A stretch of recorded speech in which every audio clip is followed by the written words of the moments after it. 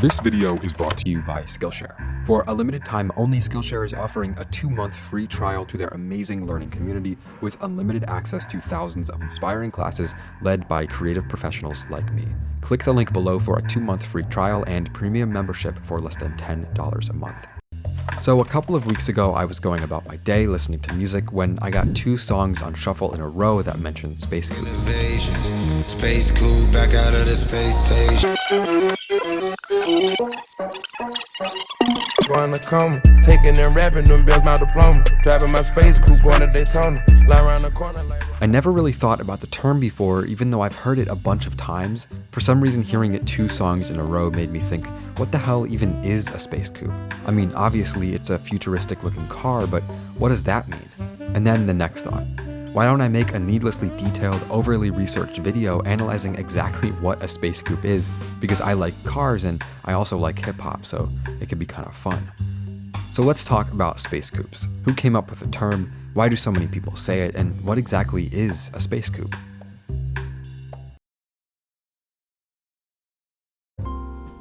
Strangely enough, the term space coupe first appeared in pop culture in 1962, in a much more literal sense than rappers use it today. Space coupes were fictional devices in the Dick Tracy detective comic series used for magnetic travel between the Earth and the Moon. They were drawn like big tubes with the word space coupe written on the side. In short, a coupe that goes to space. Now, the words space coupe wouldn't be used in music until 51 years later, when Justin Timberlake released the song Spaceship Coupe as a track on his album The 2020 Experience in March of 2013. Now, that's not particularly important, but what we do need to know is that Future, probably writing his verse last minute, used the same term just a month later on the song Another Country by Atlanta rapper Cash Out. The song is a banger about Future and Cash Out's favorite place to source their cars and women, anywhere but domestically. Now, in the song, Cash Out specifically mentions Future having a Bugatti, which is itself a reference to another song by Ace Hood, in which Future yells, "I woke up in a new Bugatti" like 50 times in a row while wearing some embarrassing all-black half-leather outfit because it was 2013 and dressing like Rick Owens' depressed 13-year-old son was considered pretty drippy. But anyway, that's not important. The important part is the Bugatti, because we need some sort of baseline definition of what a space coupe is, and Dick Tracy's giant magnetic tube isn't gonna do. So what makes a Bugatti a space coupe? Well, in 2013, there was only one Bugatti you could buy new on the market, the Veyron Grand Sport Vitesse, with Vitesse being the French word for speed. Now, the Veyron Grand Sport Vitesse has a few characteristics that help us figure out what makes it a space coupe. First of all, it wasn't made in the US, which gives it the prestige needed to be desired by rappers in the first place. Foreign cars are always exotic and futuristic.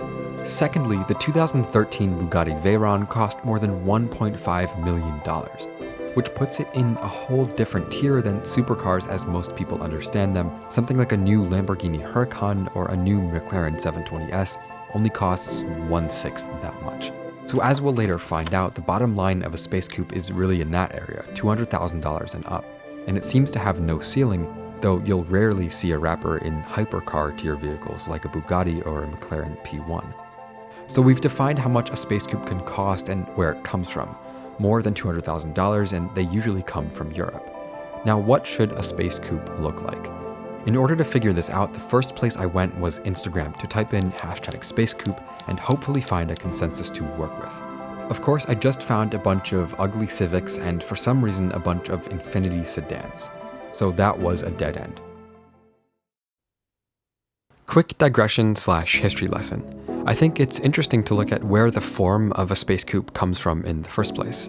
Since the beginning of wedge-shaped exotic car design in the late 60s with the Lamborghini Marzal concept, foreign car manufacturers have been giving their finest automobiles futuristic, wedge-shaped designs ever since. From the Lotus Esprit to the BMW M1 to the Vector W8, the Honda NSX and the Lamborghini Diablo, the automotive industry has had an obsession with futuristic, spacey design for decades.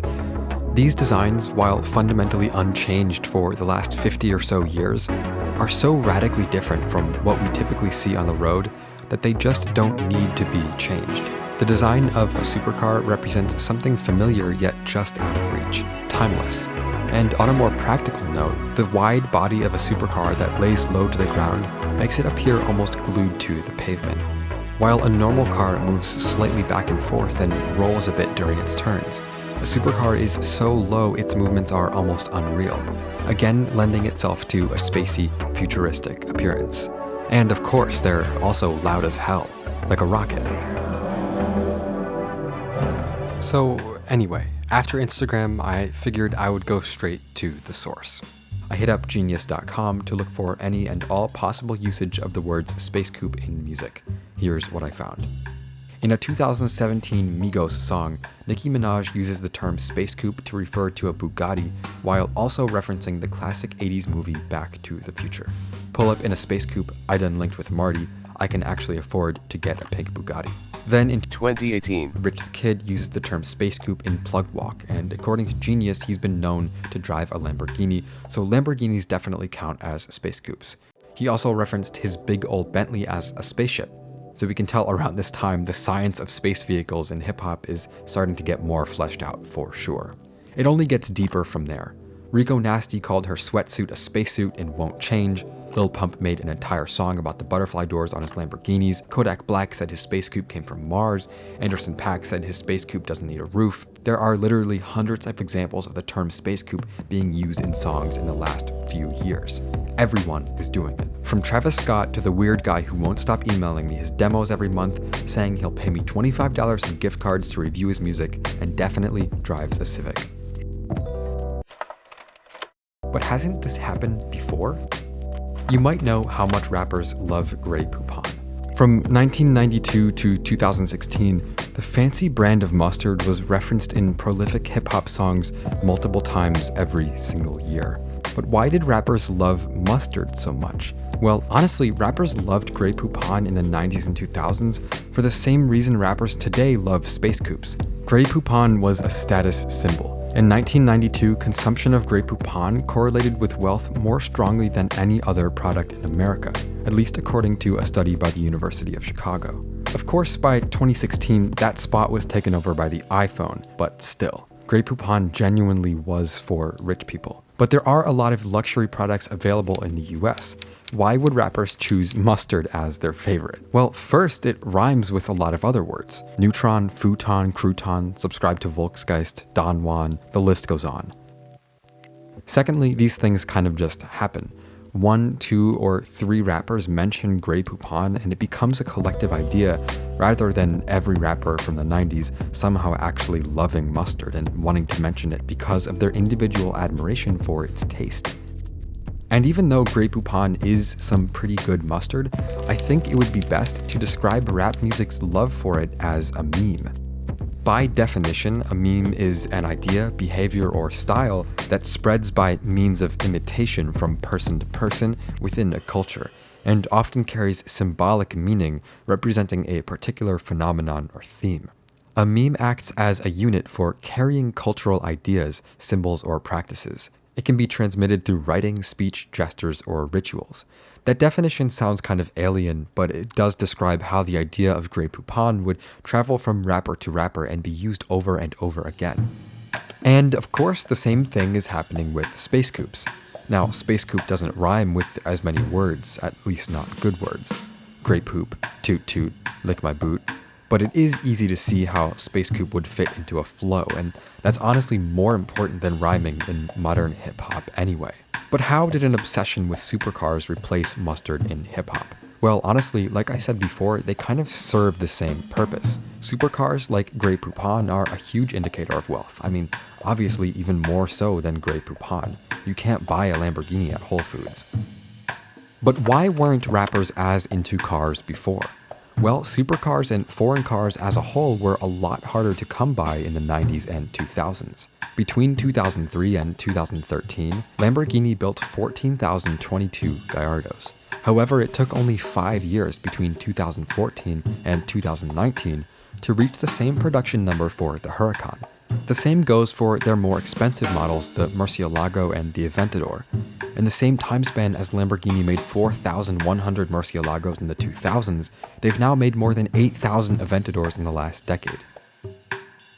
Meanwhile, Rolls-Royce is increasing their production numbers hand over foot as well, and former luxury brands like BMW are being pushed down market.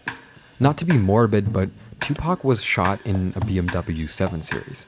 If he were around today, I bet you he wouldn't have settled for less than a Bentayga. But BMW definitely seems to think they still have a hand in the ultra-luxury market, or at least they're trying, considering that half of every time I search the term Space Coupe in Google, an ad for BMW's Coupe website comes up. And the same increase in production goes for a lot of exotic car manufacturers, except, of course, for Ferrari, who place strict restrictions on who can and can't buy their cars. For example, you have to buy a cheaper Ferrari before you're invited to buy a more expensive one, and they maintain strict regulations on who can and can't depict their brand online. They even threatened to sue an influencer and fashion designer last year who was accused of disrespecting their image on Instagram. So supercars are getting more common, mostly. But do rappers love supercars because they can get them more easily than before, or are supercars more common because rappers want them? It's hard to know, but just like Grey Poupon, supercars are a kind of meme. They convey status. It's a shared concept in our minds that if you have access to it, you're doing well, better than others. And in fact, it's somewhat of a repeating loop of ideas. The infamous Grey Poupon commercial that started it all features two drivers behind the wheels of a Rolls-Royce, one of the most expensive car brands available anywhere, and of course, a favorite of rappers everywhere today. Grey Poupon was most likely shouted out by hundreds of rappers over the years who had no great love for its smooth, sour taste, just as there are hundreds of rappers driving normal cars talking about parking their Space Coupe outside of the club. Because hip-hop is a contest. The idea of Grey Poupon and Space Coupes doesn't necessarily have anything to do with the constant repetition of their names. Instead, it's a never-ending battle to see who can be the biggest version of themselves. Would you have any Grey Poupon? But of course. And if you want to become the biggest version of yourself, I highly recommend checking out Skillshare. I use Skillshare all the time to brush up on my video editing and animation skills, and I honestly can't recommend it enough. Skillshare offers meaningful membership. There are so many avenues to explore, real projects to create, and a really good community of people on there. Skillshare empowers you to pursue real growth and truly better yourself. They offer creative classes designed for real life and all of the circumstances that come with it. These lessons can help you stay inspired, express yourself, and introduce you to a community of millions of users. And they have so many interesting topics covered by industry professionals, from music production, audio engineering, motion graphics, graphic design, video editing and photography, to business and more. They have no ads and they're always launching new classes. Some of my YouTube friends even have great classes on Skillshare, like Thomas Frank's amazing productivity classes or Ali Abdal's studying and video editing tutorials. But seriously, there are classes for just about everything. From mixing your own music to make it sound better, to producing crazy trap beats, to animating in After Effects, the same software I use to make videos, Skillshare has something for everyone. My personal favorite class at the moment is William Kessling's class on how to animate a logo in After Effects. It focuses on a lot of the same techniques I use in my videos and is super helpful if you want to learn the same software I use. But anyway, last but not least, a premium annual membership with Skillshare is super affordable at less than $10 a month. So if you want to join Skillshare and upgrade your meaningful skills, get your 2-month free trial at the link in the description below. That's skl.sh/Volksgeist0920. Clicking the link really helps out my channel.